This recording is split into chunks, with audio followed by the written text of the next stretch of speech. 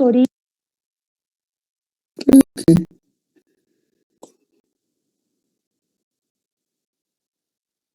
Aquí estamos, creo que ya podemos escucharlo. Los temas de sujetos del derecho internacional público correspondientes a la clase 3. ¿Lo ven y lo escuchan bien?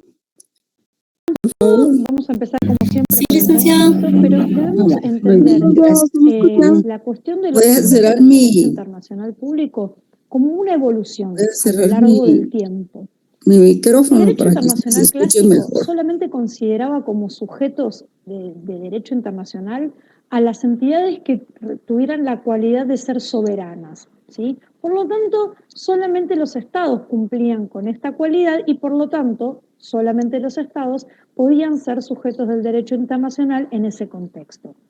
El siglo XX va a traer un montón de innovaciones, también un montón de acontecimientos históricos que llevaron a esas innovaciones, que es la aparición de nuevos sujetos de derecho en los que ya no está presente la cualidad de soberanía. Los estados siguen siendo el sujeto prioritario, el sujeto originario en el derecho internacional, pero van a aparecer las asociaciones internacionales, las entidades que no son estados ni asociaciones de estados, el individuo, el pueblo, la humanidad, es decir, entidades que no gozan de la característica de ser soberanas, pero que se encuentran reconocidas por los propios estados. Entonces, frente a este cambio de perspectiva, se pasa a denominar sujeto del derecho internacional no a las entidades soberanas, sino a toda entidad que sea susceptible de adquirir derechos y contraer obligaciones en el derecho internacional. Es decir,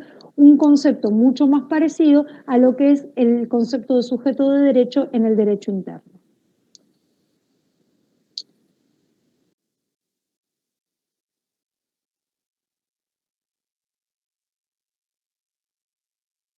Los distintos sujetos del derecho internacional pueden clasificarse teniendo en cuenta diferentes criterios. Utilizando como criterio la creación de las normas de derecho internacional, vamos a tener sujetos activos, que son aquellos que tienen potestad para crear normas de derecho internacional, como por ejemplo los estados o algunos organismos internacionales, o sujetos pasivos, que son aquellos que no tienen potestad para crear normas de derecho internacional, pero sí son objeto de esas normas, es decir, esas normas se les aplican. Siguiendo el criterio de la imputación de derechos y obligaciones, vamos a encontrarnos que hay algunos que son solamente sujetos de derechos, que por lo tanto no tienen obligaciones correlativas, como podrían ser los individuos en materia de derechos humanos, en las que los individuos son titulares de derechos, es decir, pueden hacer valer derechos frente a tribunales internacionales, pero no son correlativamente sujetos de obligaciones. Entonces, dentro de este criterio, los sujetos de derechos son aquellos que solamente tienen derechos y no tienen obligaciones. Sujetos de deberes son los que, además de ser titulares de ciertos derechos, también tienen implícitas obligaciones correlativas, como por ejemplo los estados o también los organismos internacionales. Respecto al criterio de momento de la incorporación a la comunidad internacional, tenemos los originarios, que si vamos a remontarnos a los verdaderamente originarios, es decir, a la época del derecho internacional clásico, solamente eran admitidos en la comunidad internacional los estados cristianos. No se reconocía a los estados americanos, no se reconocía a los africanos, sino solamente a aquellos que integraban la cristiandad. Hoy por hoy podríamos decir que sujetos originarios son los estados porque son los que indiscutiblemente y desde siempre son sujetos de derecho internacional. Y como otra categoría dentro del criterio del momento de incorporación a la comunidad internacional, tenemos los sujetos admitidos, que son los que se fueron incorporando a posteriori, ¿sí? Hoy por hoy diríamos que los sujetos admitidos son las organizaciones internacionales, todos los nuevos sujetos que aparecen durante el siglo XX, a los cuales los estados como sujetos originarios les fueron reconociendo su subjetividad internacional y gracias a eso se incorporan a la comunidad internacional.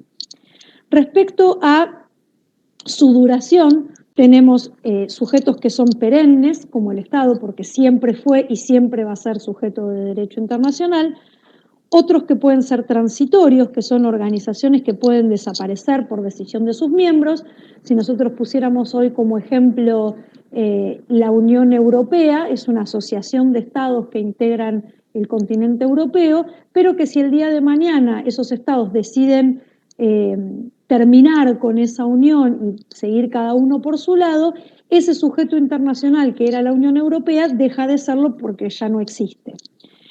Y también existen, dentro de este criterio, los sujetos efímeros. Por ejemplo, los rebeldes reconocidos como beligerantes dentro de una guerra civil. Ya vamos a ver un poquito más adelante que uno de los nuevos sujetos que se reconocen en el derecho internacional son los ejércitos de liberación nacional cuando luchan por descolonizar a un país, o en una guerra civil los bandos beligerantes.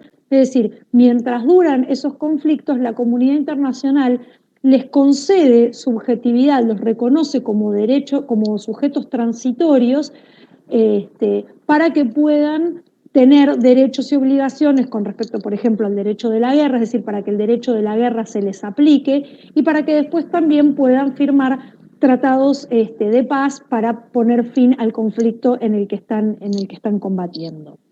Respecto a su fuente de creación, es decir, por qué motivo o por qué tipo de fuente del derecho se crean sujetos del derecho internacional, tenemos los sujetos que son consuetudinarios, como los estados, porque por la propia práctica internacional los estados son sujetos del derecho internacional, así también la Iglesia Católica.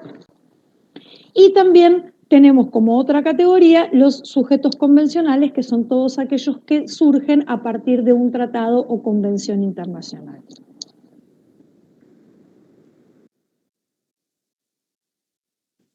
Para conocer los sujetos del derecho internacional, vamos a hacerlo por categorías. Vamos a comenzar por los sujetos estatales, que abarcan, obviamente, a los estados como sujetos originarios, pero también a los organismos internacionales, que, si lo pensamos, son asociaciones de estados, es decir, los estados se juntan, se asocian con una finalidad determinada, por lo cual este organismo internacional no deja de ser una sumatoria de estados. Por eso su subjetividad internacional no está discutida, solamente que no aparecieron antes porque su surgimiento se da en el siglo XX.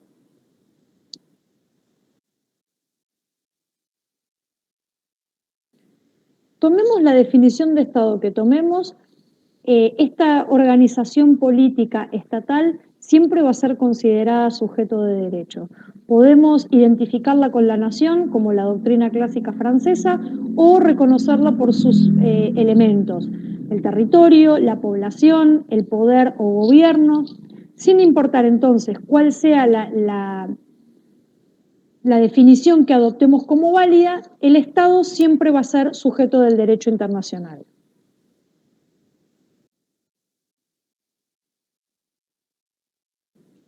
Lo que sí o sí es una condición sine qua non para que consideremos al Estado como un sujeto de derecho internacional es su condición de soberano. Si un Estado no es soberano, por más que haya un gobierno, por más que haya un territorio, por más que haya una población, si no hay una cualidad de soberanía, entonces no estamos hablando de un Estado propiamente dicho.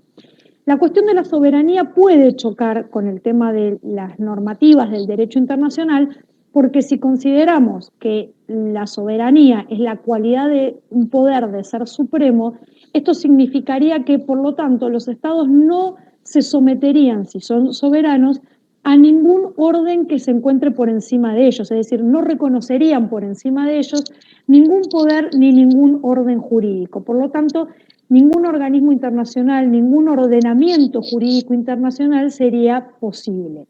Esto es un concepto absoluto de soberanía. Hoy por hoy prima más el concepto relativo, en el que, si bien los estados son soberanos y no reconocen por sobre sí ninguna autoridad ni ningún orden jurídico de otro estado, sí se someten voluntariamente al ordenamiento internacional y a los organismos internacionales a los que deciden integrar. O sea, cuando deciden integrar un organismo internacional, se están sometiendo a las decisiones que ese organismo tome y a las normas de derecho internacional que se les impongan.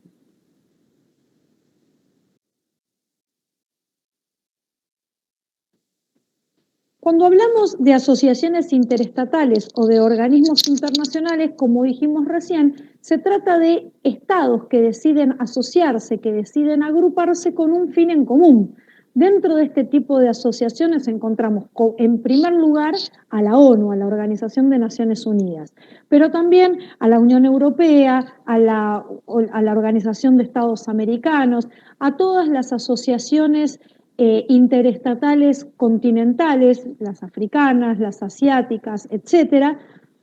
Es decir, en todos estos organismos internacionales lo que tienen en común es que los estados, al asociarse, firman un tratado constitutivo, un tratado que crea esa nueva organización. Habitualmente esos tratados por los que se crea la nueva organización establecen que esa nueva organización va a contar con subjetividad internacional. Esto es, los estados están reconociendo que esa nueva organización que van a crear va a gozar de subjetividad internacional. En el caso de la ONU, los estados suscriptores no pusieron esto en la carta de creación de la ONU, omitieron reconocerle la subjetividad internacional.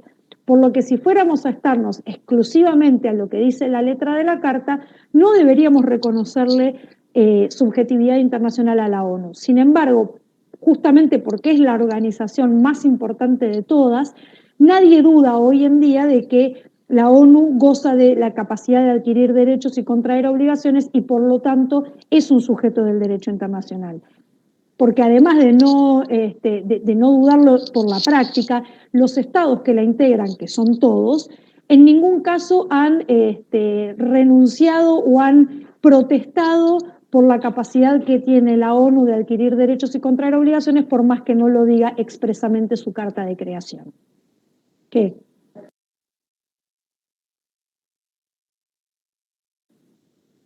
Vamos a ver ahora todos los sujetos que no son estados o no están constituidos por asociaciones de estados.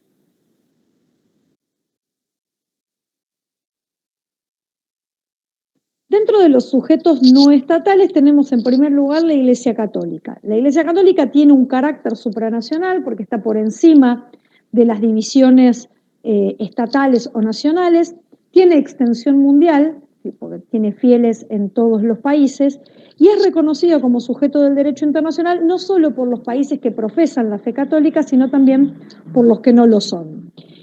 Dentro de los derechos que tiene como sujeto internacional, tiene dos que pertenecen específicamente a los estados, como son el derecho de delegación activa y pasiva, es decir, la posibilidad de enviar y recibir embajadores, que se llaman nuncios, y también la capacidad de contraer derechos y obligaciones convencionales, es decir, de firmar acuerdos de carácter internacional.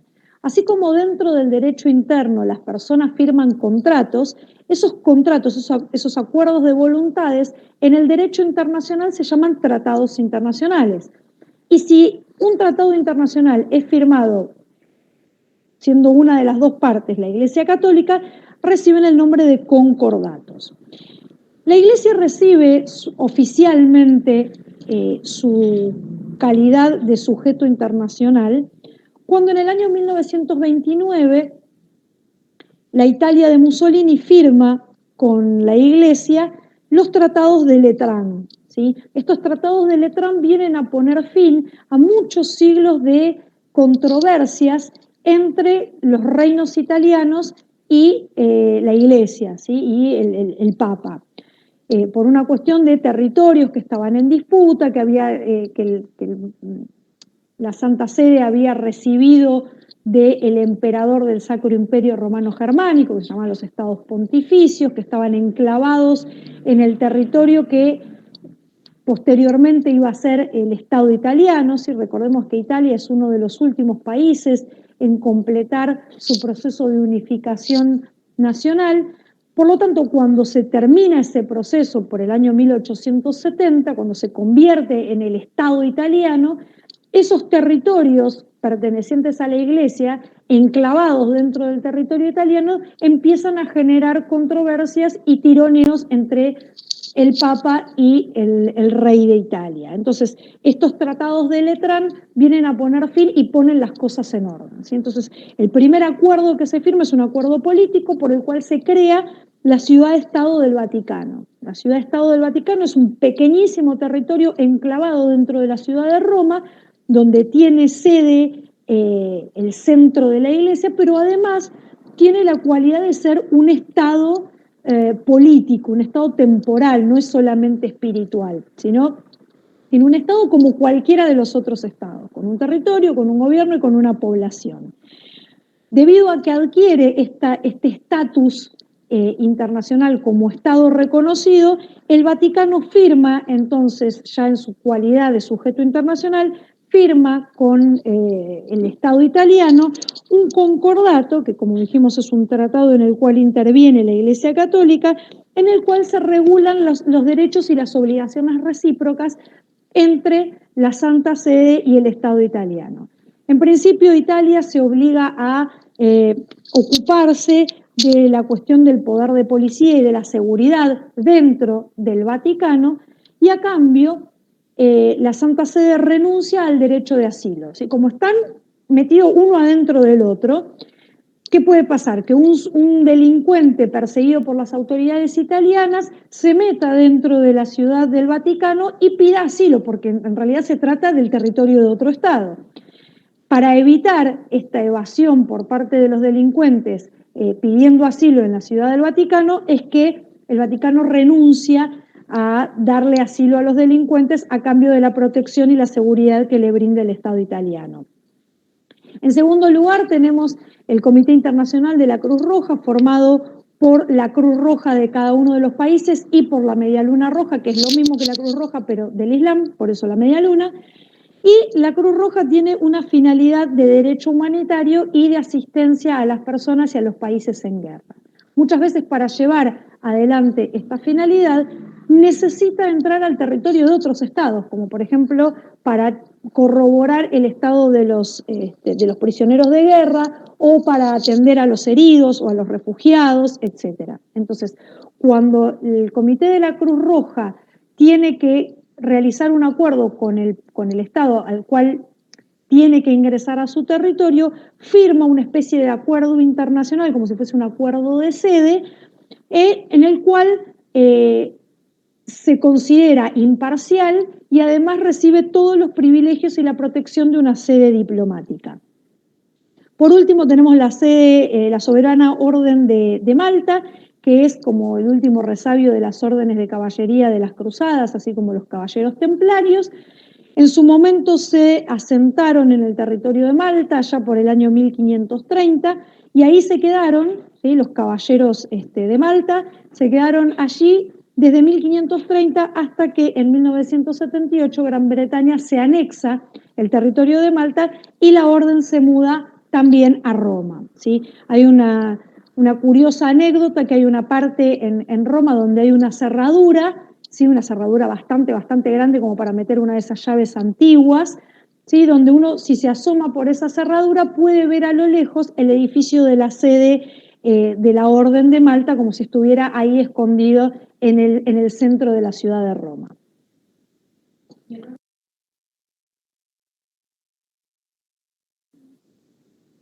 La aparición de los nuevos sujetos del derecho internacional tiene que ver con los cambios producidos durante el siglo XX. En primer lugar, al que vamos a mencionar es al individuo al cual se le reconoce la capacidad de ser titular de derechos, refiriéndonos específicamente a los derechos humanos.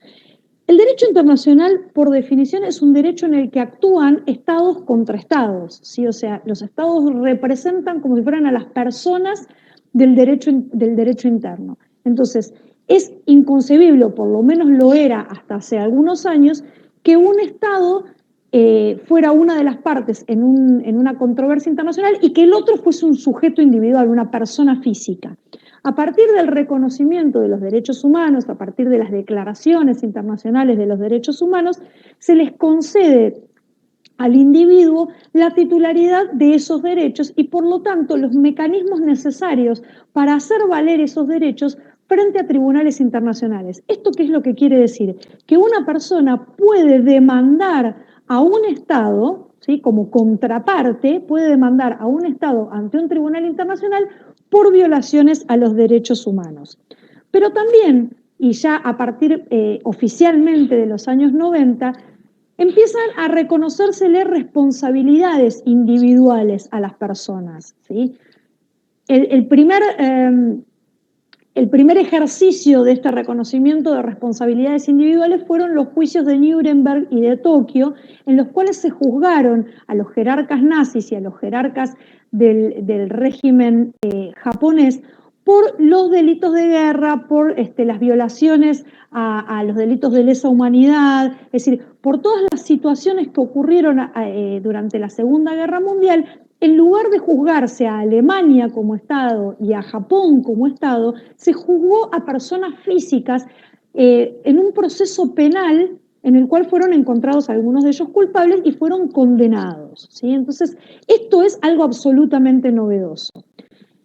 Después de los juicios de Nuremberg y Tokio, que fueron en cierto sentido bastante sui generis porque, primero, era la primera vez que ocurrían, pero además el estatuto por el cual se lo juzgó y el tribunal que lo juzgó son bastante controversiales desde el punto de vista jurídico. Pero ya en los años 90 se crea la Corte Penal Internacional con sede en Roma, que se ocupa justamente de investigar y de juzgar a personas individuales por crímenes de guerra o por violaciones a los derechos humanos en situaciones de conflicto. Ya desde su creación, la Corte ha juzgado a personas individuales de los conflictos de la ex Yugoslavia, de Sierra Leona y también de Ruanda, ¿sí? por los delitos cometidos por personas físicas, por supuesto pertenecientes al gobierno o altos mandos militares, pero la responsabilidad es individual. Por lo tanto, el individuo pasa a tener una entidad bastante importante porque es sujeto de derechos, pero también puede ser sujeto de obligaciones o de responsabilidades internacionales. La humanidad y el pueblo son reconocidos como sujetos internacionales en la medida en que se les asignan derechos, es decir, en la medida en que alguien puede ser titular de un derecho, se entiende que es sujeto de derecho internacional.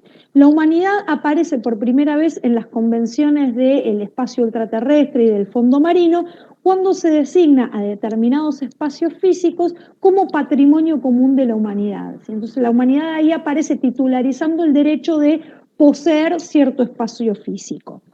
Y el pueblo, cuando nos referimos al derecho de autodeterminación de los pueblos, estamos reconociéndole a los pueblos o al pueblo cierta titularidad sobre el derecho de autodeterminarse. De cualquier manera, hay autores del derecho internacional que consideran que si solamente se les reconoce la titularidad del derecho, pero no se da ninguna herramienta jurídica o jurisdiccional para hacer valer esos derechos, en realidad es una titularidad que queda en el papel y nada más, y por lo tanto no son verdaderos sujetos de derecho. Por último, tenemos los movimientos de liberación nacional, que también aparecen como un fenómeno propio del siglo XX. El siglo XIX se caracterizó por los procesos de descolonización de los países americanos y el siglo XX pasa a ser testigo de los procesos de descolonización fundamentalmente de los países africanos, asiáticos y de Medio Oriente. Por lo tanto, en esos procesos en los cuales territorios que estaban siendo sometidos a un régimen colonial por parte de países europeos, de la misma manera que Argentina lo fue con España, comienzan un proceso de justamente de emancipación, de liberarse, de independizarse de ese régimen colonial, y para lograr esa independencia, de la misma manera que nos ocurrió a nosotros a principios del siglo XIX, se forman ejércitos, y como fue el ejército de Belgrano o el ejército de San Martín, se forman ejércitos nacionales que luchan contra el ejército del país colonial, ¿sí? O sea, del país colonizador. Entonces, como la ONU, como organismo internacional, apoya fuertemente estos procesos de descolonización y de liberación nacional, se reconoció durante los años 40, pero sobre todo los 50 y los 60 del siglo XX, que estos movimientos de liberación nacional o ejércitos de liberación nacional tuvieran cierta subjetividad internacional, o sea, fueran capaces de adquirir derechos y obligaciones, aunque sea las referidas al derecho de la guerra, las del derecho humanitario y también la posibilidad de firmar tratados de paz con el ejército contrario, ¿sí? Entonces, o sea, no se les da una subjetividad completa, no es que pueden hacer todo lo mismo que puede hacer un Estado, pero sí se les da la posibilidad de cumplir con los derechos y las obligaciones que impone el derecho de la guerra, que puedan intervenir o solicitar el derecho internacional humanitario y además para que la firma del tratado de paz al que se llegue con el ejército colonial tenga alguna validez internacional, también hay que reconocerle esta capacidad de ser parte firmante de ese tratado, ¿sí? Entonces esos son los movimientos de liberación nacional.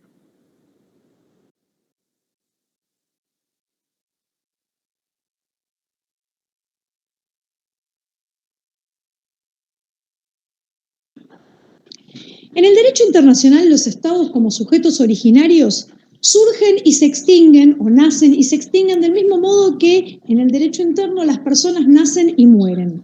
Vamos a poner un ejemplo cortito de cada uno de los 5 modos de nacimiento de los estados. Un estado puede nacer, en primer lugar, por res nullius, es decir, cuando un territorio que no pertenece a nadie es ocupado por un estado y se crea un estado allí. Este concepto de res nullius, esta tierra que no es de nadie, ya hoy por hoy es imposible porque todos los territorios del planeta están ocupados.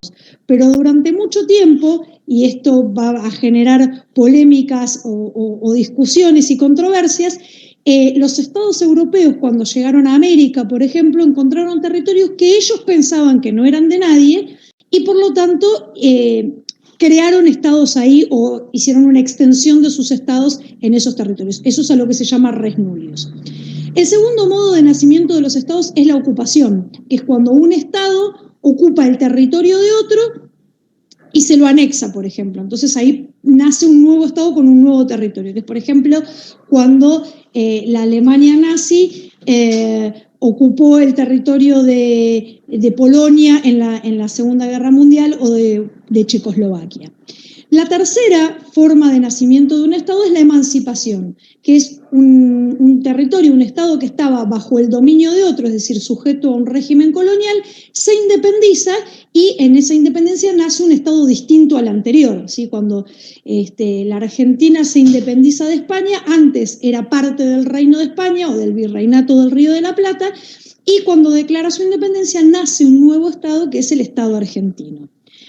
La cuarta forma de nacimiento de los estados es la secesión, que es cuando un estado se separa de otros que lo integraban previamente, que es, por ejemplo, cuando Panamá se separó de Colombia, o sea, antes Panamá y Colombia formaban todo el mismo estado, y en un determinado momento Panamá se separa de Colombia y forma un estado independiente.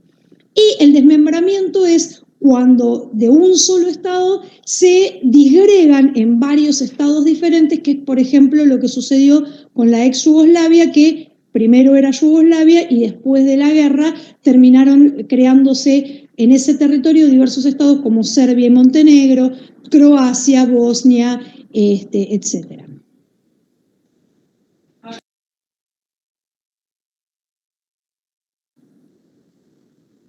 Por otro lado, como ejemplos de extinción, que sería el sinónimo de la muerte de un Estado, la desaparición de un Estado, de alguna manera la extinción de los Estados es como la contrapartida del nacimiento, porque casi que cuando desaparece un Estado nace otro en su lugar o nacen otros en su lugar.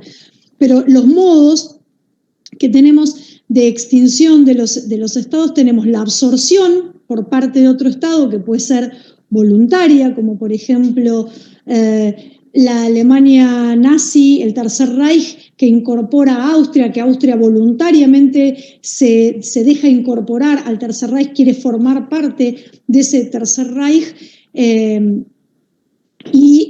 lo hace de manera pacífica y por lo tanto desaparece durante el tiempo, por lo menos que duró esta unión, desapareció Austria y se quedó incorporada dentro del Tercer Reich, o la absorción violenta, que es cuando un Estado incorpora violentamente a otro, que son, por ejemplo, no sé, algún ejemplo antiguo voy a poner como para variar, cuando los romanos invadían los distintos pueblos de la antigüedad y esos pueblos desaparecían, esos estados antiguos desaparecían y quedaban incorporados dentro de lo que era el Imperio Romano. También tenemos la disolución, que también puede ser pacífica o no pacífica. Un ejemplo de disolución pacífica podríamos mencionar tal vez cuando la Unión Soviética se desintegra y todos los estados que estaban incorporados desaparece la Unión Soviética como tal y los estados que la integraban recuperan su identidad nacional y vuelven a nacer como estados, porque ya habían sido estados previamente antes de formar parte de la Unión Soviética, y la disolución no pacífica que habíamos dado como ejemplo de la ex Yugoslavia. El Estado yugoslavo, a partir de la guerra entre serbios y bosnios, se desintegra como Estado, desaparece, deja de existir Yugoslavia y mediante una guerra, y por eso no pacífica, y de esa disolución después van a nacer diferentes estados, que son los estados que hoy en día están: Croacia, Serbia, Bosnia, etc.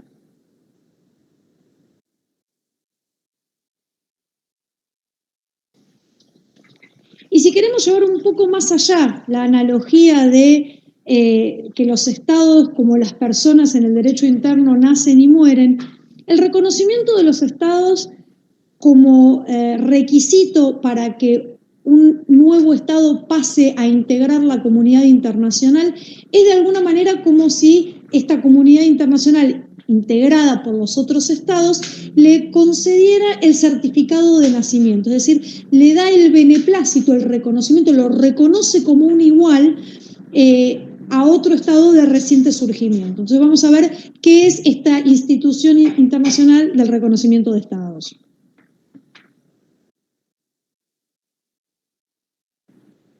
Entonces, en primer lugar, tenemos la definición de reconocimiento de Estado, que nos dice que es un acto libre por el cual uno o más estados constatan que sobre un territorio determinado la existencia de una sociedad políticamente organizada capaz de observar el derecho internacional y que es independiente de cualquier otro Estado y, por lo tanto, al haber constatado eso, manifiestan su voluntad de considerarlo como miembro de la comunidad internacional. Es decir, esto de que es un acto libre significa que cada Estado que reconoce a un nuevo Estado, un nuevo miembro de la comunidad internacional, lo hace voluntariamente, lo hace porque quiere y si quiere, o sea, no está obligado a reconocer a los Estados. De hecho, cuando después de la Segunda Guerra Mundial los Estados deciden la creación del Estado de Israel, los Estados árabes, poniéndose del lado del Estado palestino, se niegan a reconocer al Estado de Israel como un nuevo Estado y bueno, nada, o sea, cada Estado lo reconoce si quiere y si no quiere no lo reconoce, porque es justamente un acto libre. ¿Cuáles son los extremos que deberían corroborar los Estados para reconocer a otro? Justamente que haya un territorio, que haya una sociedad políticamente organizada, es decir, que haya una población en ese territorio y que esa población tenga un gobierno, esté políticamente organizada, no importa con qué forma de gobierno, eso queda a criterio de esa sociedad de elegir su forma de gobierno que mejor le plazca, y constatar, y esto sí es importante, que ese territorio, esa sociedad y ese gobierno que surgen en el nuevo Estado estén dispuestos y sean capaces de observar el derecho internacional, porque si los van a admitir en la comunidad internacional como un miembro de la comunidad internacional, es necesario que este nuevo Estado esté en condiciones y quiera sujetarse y someterse a las normas internacionales, porque si no, no tiene ningún sentido incorporarlo a una comunidad internacional que no está dispuesto a respetar ni a obedecer.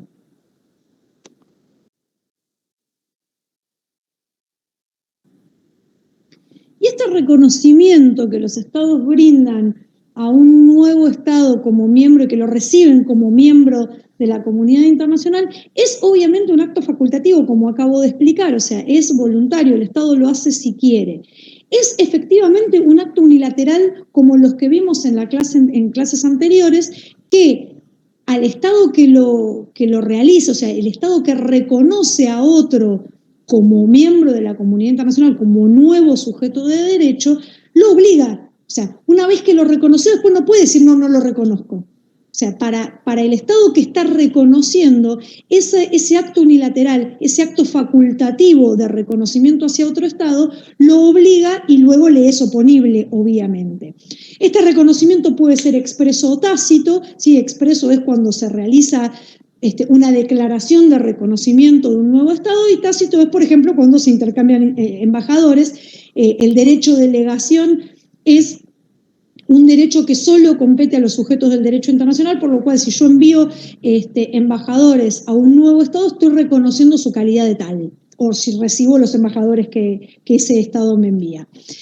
El reconocimiento, además de aplicarse a los nuevos Estados, también puede aplicarse a un grupo beligerante, pues reconocerle subjetividad internacional a un grupo beligerante, como habíamos explicado, esta posibilidad de reconocer a bandos dentro de una guerra civil o a ejércitos de liberación nacional en un proceso de descolonización. Entonces los estados pueden reconocer a estos grupos de beligerantes como sujetos temporarios de derecho y, como habíamos dicho, solo para los derechos y obligaciones que se derivan del derecho internacional de la guerra o del derecho humanitario, y por el tiempo que dure la guerra, ¿sí? Después es como que caduca ese reconocimiento. También el reconocimiento puede recaer sobre un gobierno que llega al poder por vía inconstitucional, que lo vamos a desarrollar un poquito más adelante, que es la cuestión de los gobiernos de facto. Una cuestión interesante es que, por ejemplo, en la Conferencia de San Francisco, en el año 1945, en esta Conferencia de San Francisco se crea la ONU cuando termina la Segunda Guerra Mundial. Noruega propuso que la ONU tuviera la facultad de otorgar y retirar el reconocimiento a los estados y a los gobiernos. Es decir, que formado un nuevo estado, si la ONU lo reconocía como estado, entonces automáticamente quedaba incorporado a la comunidad internacional sin necesidad de que todos los estados lo reconocieran. Esta moción que presentó Noruega no tuvo lugar, los estados la rechazaron, no quisieron aceptarla, y por lo tanto la ONU no dispone de esta potestad.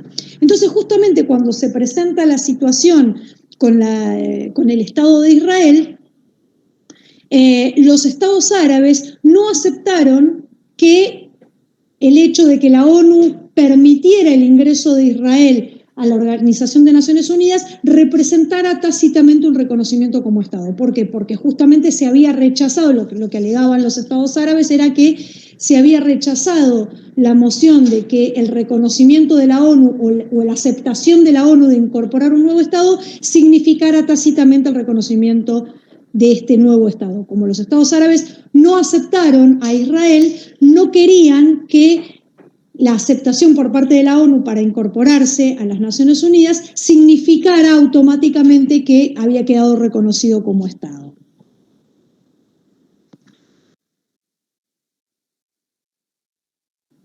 También es interesante que comentemos cuál es el alcance que en algunos casos tiene este reconocimiento.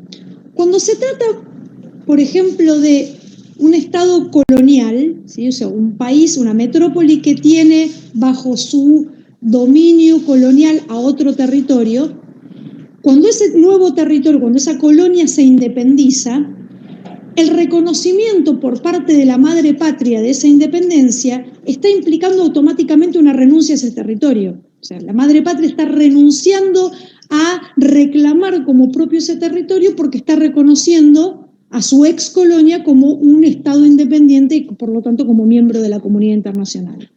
Ahora, el hecho de que otros países reconozcan a esa colonia que se acaba de independizar no quiere decir que la madre patria ha renunciado. La madre patria tiene la posibilidad de seguir luchando, de seguir peleando contra su colonia para tratar de recuperar ese territorio. Es decir, el hecho de que otros estados lo reconozcan no significa que la madre patria deba adecuarse a lo que los otros estados dicen. Ahora, en el caso de que esta madre patria reconozca la independencia de sus colonias, significa que si los otros estados también reconocen el nacimiento de este nuevo estado independiente, ya no estarían interviniendo en las cuestiones internas de un estado. Porque mientras esto no está resuelto, mientras esta situación de descolonización no queda definitivamente resuelta, ese territorio colonial pertenece al Estado de la madre patria. Por lo tanto, la intervención de otros estados implica una intervención en los asuntos internos de otro estado, que en este caso es la madre patria. Por eso los alcances de estos actos unilaterales que implican el reconocimiento son muy interesantes y configuran cuestiones muy importantes.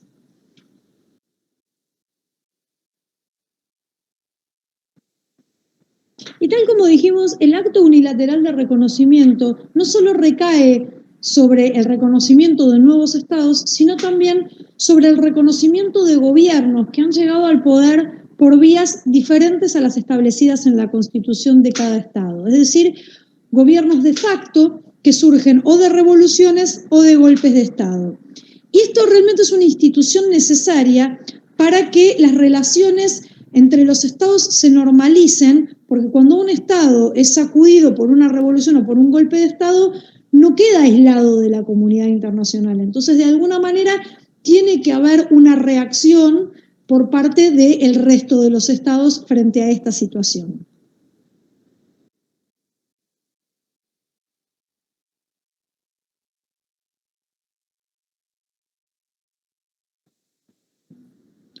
Un caso particular lo constituye América Latina, que a lo largo de su historia se ha visto sacudida en innumerables oportunidades por revoluciones y golpes de Estado. Por lo tanto, América Latina, a raíz de esta repetición de quebrantamientos del orden constitucional, fue desarrollando una doctrina propia, que claramente no es tan rigurosa como la que puede aplicar Estados Unidos o Europa, que tienen muchísimas menos situaciones de revolución o golpe de Estado, pero que trata de encontrar una solución a esta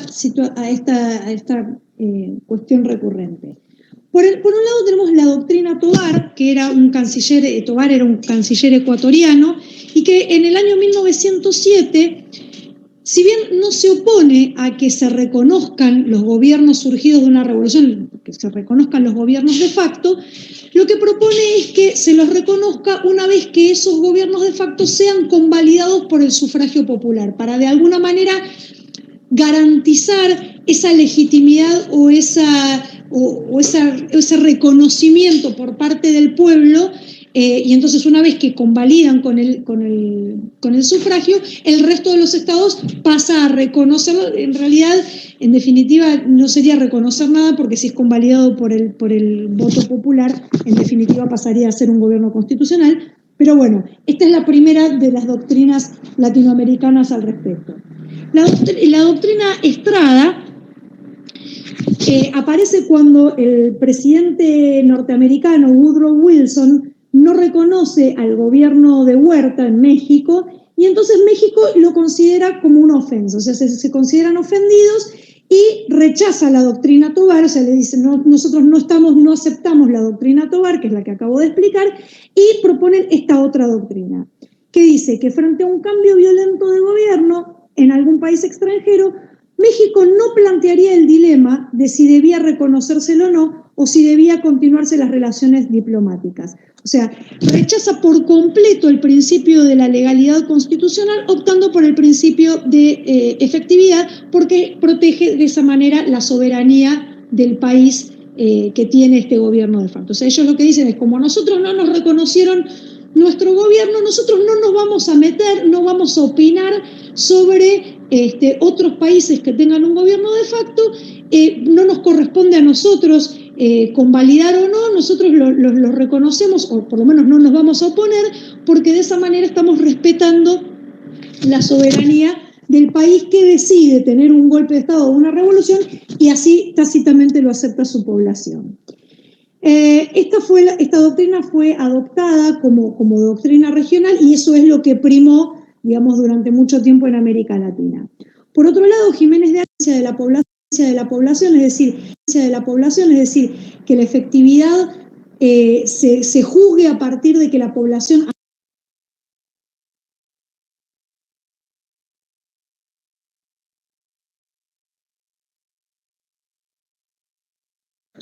Buenas tardes, tal como lo prometí en el video de las fuentes del derecho internacional público. Acá está un videíto más específico sobre los tratados, que es, por supuesto, la fuente más importante, es la primera que aparece en la enumeración del artículo 38 del Estatuto de la Corte Internacional de Justicia, y estos tratados, estas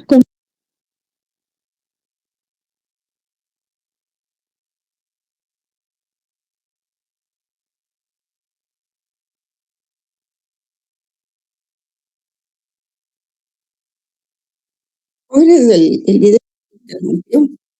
Y no he encontrado la forma de que continúe. Así es de que vamos a dejar la clase ahí, ¿verdad? Bueno, tuvimos 45 minutos de video. Creo que este video dura 1 hora más, un poco más. Así es de que vamos a dejar la clase ahí, por favor. Tomen nota. Sí, profesor. Licenciada, yo ya les envié el Quería video hablar, a los no lo oí. estudiantes. Algo pasó. ¿Me escucha, licenciada?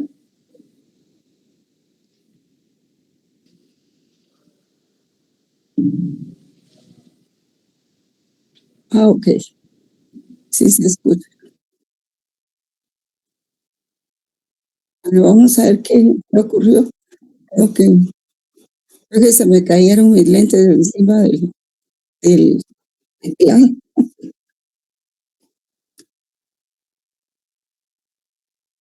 Bueno, entonces dejamos ahí la clase. Igual es muy interesante todo esto. Bueno, déjamelo ahí, hasta pronto, joven. Gracias por la atención.